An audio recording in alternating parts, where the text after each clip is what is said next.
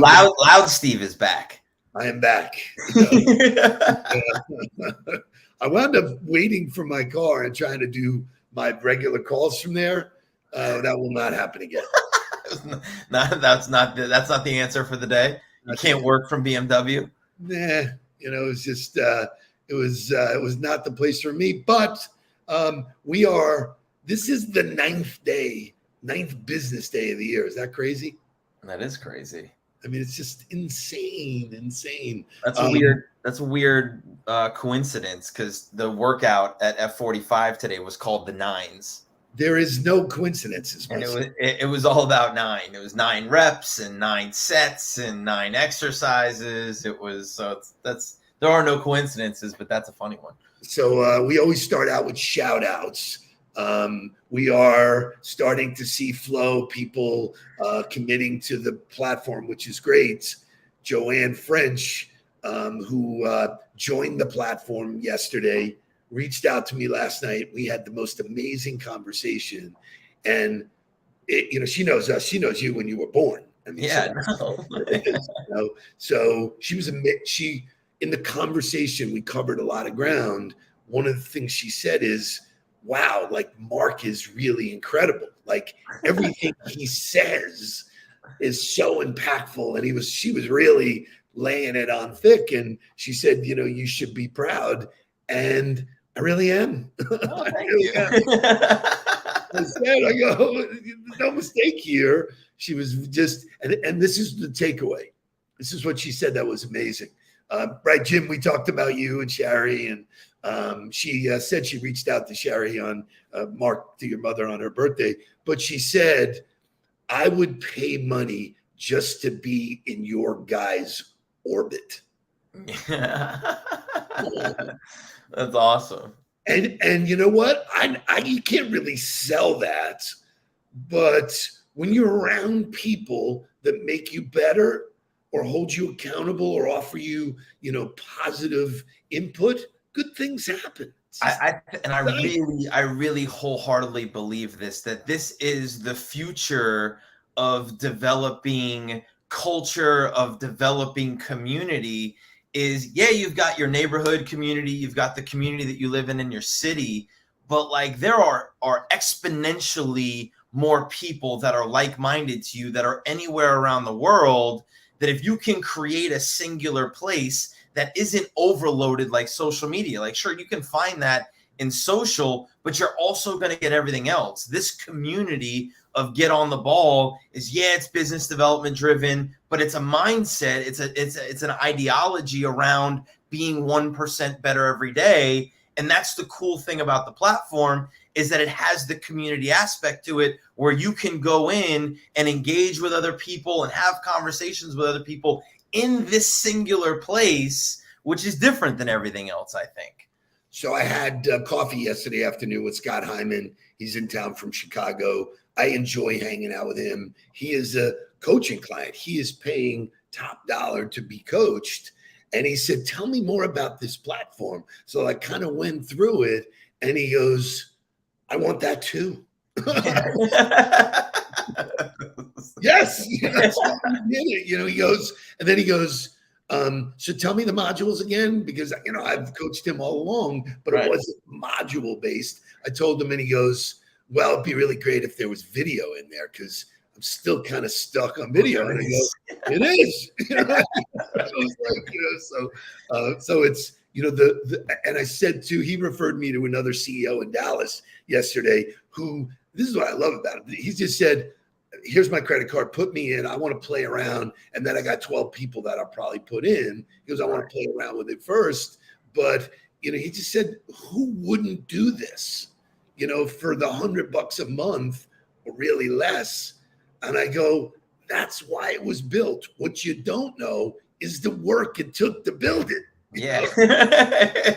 Tree is like, it's just crazy. It's the years of well, obviously decades of knowledge go into it, but then the iteration of getting to where we got, and then the conversations, and then I think just like anything, it's a tool, right? But if you put the tool in the right people's hands, amazing things can happen.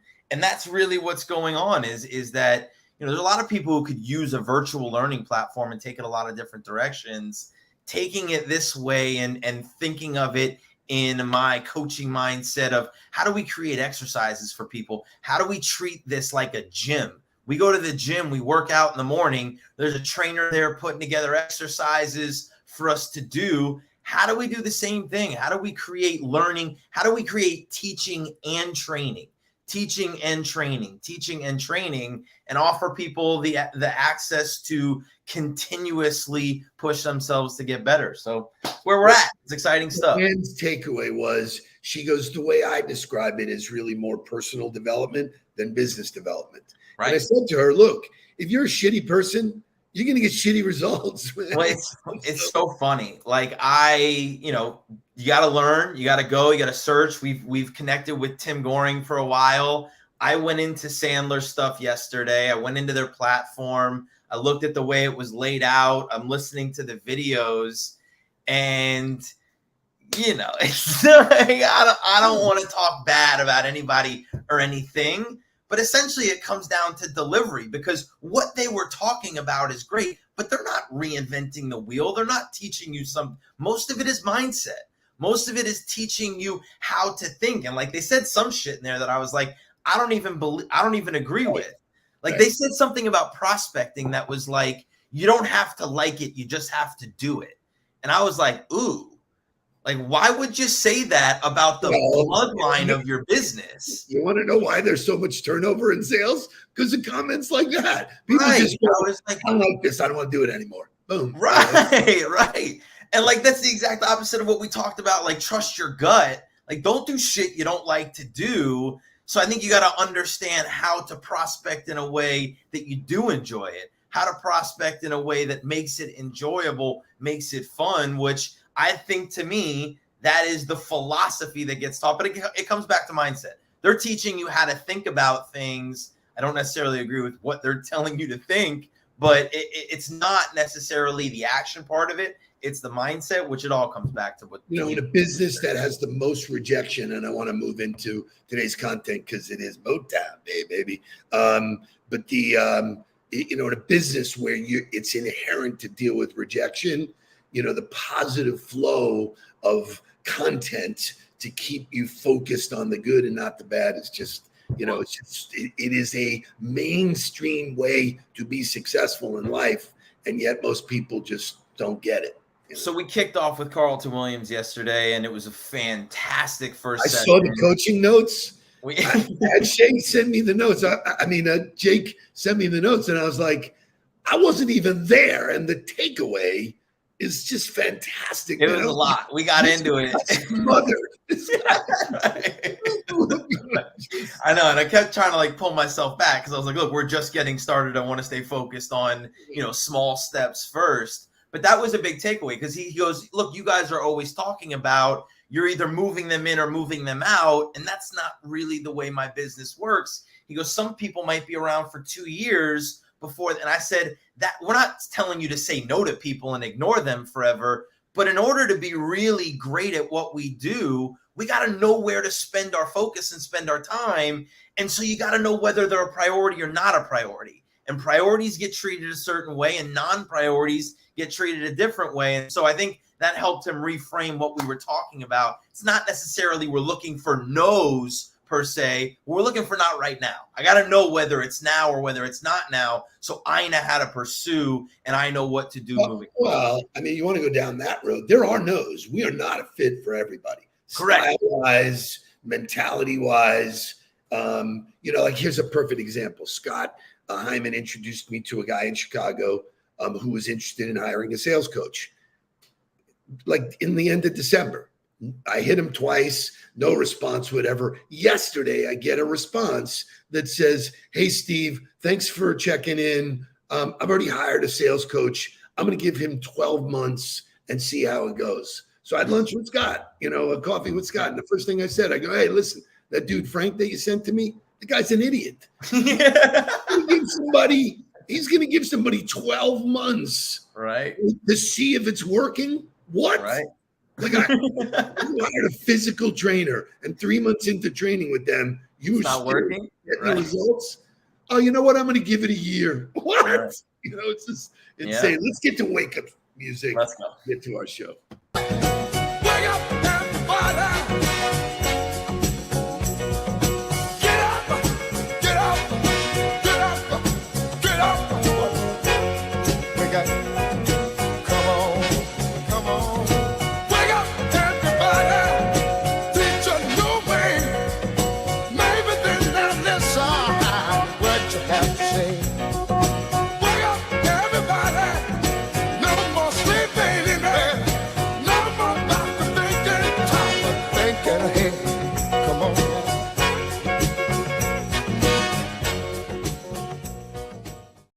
So I love when the show is conversational like that. It's like you and me having a cup of coffee and bullshitting, which we do for a very short time before we go live. But it's just so great. It's so much fun. Today is Work Harder Day. Yeah, National Work Harder Day. Yeah. Somebody had way too much time in their hands. When I got to the coffee shop yesterday, they asked Jake, they said, what kind of milk do you want in your latte? And he was like, almond milk. And I was like, did you guys know that it was National Milk Day? And she looked back at me and she went, why? And I went, it's a great question. I have no idea why. National Work Harder Day. If you needed to be reminded to work harder. There is a video attached to this that Jake did the research, and we're giving Jake props. Shay, play it along. Great motivational video. See, a guy like me, I knew someone was better than me. There's more talented people than me, probably more talented than you. But you might outwork me for 30 days or 60 days or 90 days, but you ain't gonna beat me over a year. You can't outwork me over 2 years. You aren't gonna outwork me over 3 years. I'm gonna get you eventually. I'm a dripping damn faucet. I just keep coming at you. You might think I'm not that, I just keep coming. I'm too damn tough to give up. Most people half-ass half their life all the time. I knew they were going to get tired. They were going to flinch. They were going to get down. They quit improving themselves. They start sleeping in. They spend all their damn money. I'm not going to do that stuff. I'm going to save money. I'm going to get up early. I'm going to keep getting wide. I'm going to stay relentless. It is the process of the grind that shapes you and forms you. It's not the game. And that's why most of y'all get beat in the game or make mistakes in the game, because you think grinding is what happens when the sun comes out. You think grinding is what happens when the lights come on. You think grinding is what happens when people get in the stage. That's not grind. The real grind is in the dark when nobody sees you. When nobody knows what you're doing. When you studying without coach. When you putting in those extra reps. When you watching those videos and you getting inspired, when you change your music. So I want to shout out the Georgia Bulldogs on this one, and I want to shout out Kirby Smart specifically. He ended his press conference at the end of the national championship this way. He said, I told the guys I would do this, and I want to give a very special shout out to the defensive scout team. He goes, those guys emulated TCU's defense so well that we practiced against them and they played it better than TCU actually played it. They sat in the room, they studied, they figured out who they had to be and emulated them so well that that's why we played so well in the game on Monday night. And that, to me, is, you want to talk about work hard, you want to talk about unsung heroes, you want to talk about just mindset of putting in the work because you know it's what you're supposed to do. That embodies that. Well, two things. Jake played for me his pregame speech in the locker room. It is not for this. We clearly would run into a problem if we played it here, but search it out, because I was ready to dive off the balcony, man. I was like, dude, that guy just put a bolt up everybody's ass, and it was insane. He was completely out of body doing what he did. But to me, it's funny that there needs to be this fascination with work harder. Like, we need a day for that. I mean, like, and a lot of the comments are, I want to work smarter or whatever. How about just doing the work? Well, that's what it is. I think, it's about showing up consistently. And it's, it reminds me of Jerry Seinfeld and what he said about putting the red X on the calendar and not letting the chain of red X's break for every day that he wrote a joke. That's what creates the success. I mean, it doesn't matter. It's time and time and time again. It's the teams I've been a part of. It's the success that I've had. It's anybody that I've studied. And go back to Lisa Leslie and what she was talking about. Yeah. It was 4 a.m. It was doing it every day. It was doing the things when other people weren't willing to do them. So it is always all about doing the work. And, there are days that work sucks. There are days that you don't want to be there. Those are the best days to show up because you can't expect to feel at 150% every day and motivated to go get it done. The days that you don't are the days that you become a champion. The days that you don't feel like it, the days that it's really hard to lock yourself in to do whatever it is that you need to do. Those are the days that make you better. It's not the days that you feel like it. So it's really funny because, it just started with Tim Rappold, who is just a great dude. I look forward to that call. It's really fun. He's really engaged. It's a great video that he put out from Traverse City. Unbelievable. He said, so we're going through it yesterday in yesterday's coaching call. And he comes back to me and he goes, dude, I love your energy. I love everything you're saying, but do I really need to do it every day? Or is it overkill? Am I sacrificing quality over quantity? I go, dude, it is what it is. You gotta hit the bell every day. And then he texts me and goes, dude, I hope it's okay. I went ahead and did a video. I was like, yeah, I hope it's okay. so the idea here, and I had this conversation as well with Lydia from Take Stock.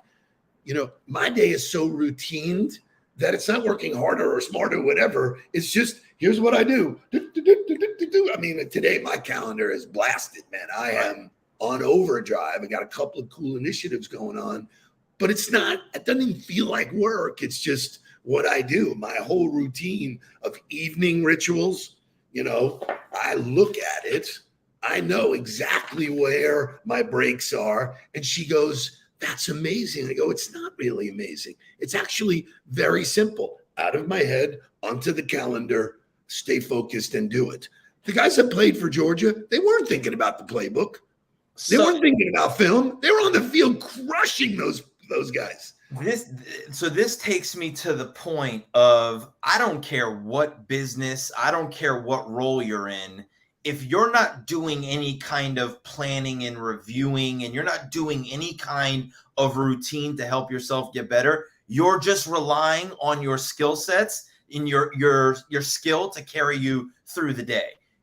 And I was just listening to the Pivot podcast, which had Travis Kelce on there. Travis Kelce talked about the moment that he took off was the moment that he started putting in all the mental work to prepare himself. He goes, the game got so much easier. I started to be able to do so many more things because I was playing the game with my mind, not just with my skill. I wasn't just relying on my athletic ability to be able to do things. I was seeing things and being able to make decisions that were putting me in better positions to be successful. It's the same thing with journaling in the morning, journaling at night, calendaring yourself, prioritizing yourself, doing the work that people say they don't have time for is the thing that takes you to the next level, takes you away from just relying on your skill and your ability to get through the day, and allows you to operate at a completely higher level. So I saw an interview with Mahomes, and the question was, hey, do you know the one word that Andy Reid used to describe you? And he was trying to find the word, and the word was smart. The guy is just incredibly smart about his preparation, his in-game ability. You can be smart. Smart is, we went through this in one of our huddles. Smart's changed. Smart is not memorizing shit. Smart is not, being the most, smartest guy in the room. It's smart about situation awareness. What's going on? Have I make decisions before? Wait a minute. I've seen bang instinct. I've heard this. I've seen this.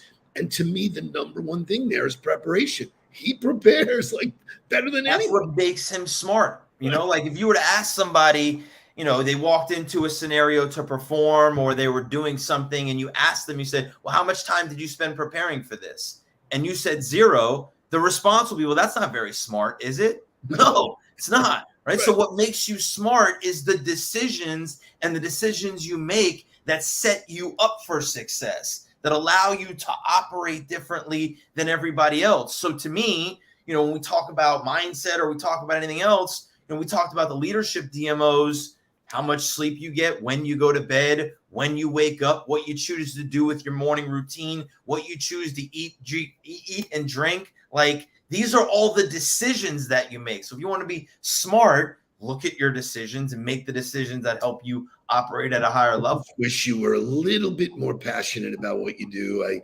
It feels like you don't give a shit. You know, it's like you're not just another wonderful morning. There was content about Jeff Bezos's birthday.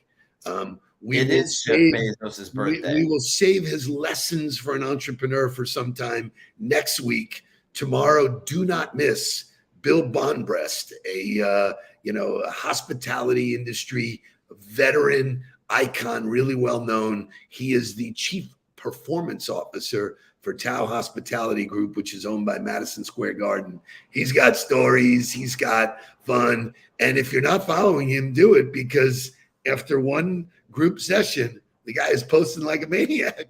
Let's go. Cannot wait for Huddler in the hot seat tomorrow. Be here tomorrow for that. Make it a great day, Mr. Nudelberg. You as well, sir. Make it great. Let's get down to business. Please don't worry about me. I'm about to let my heart speak. My friends keep telling me to leave this. So let's get down to business.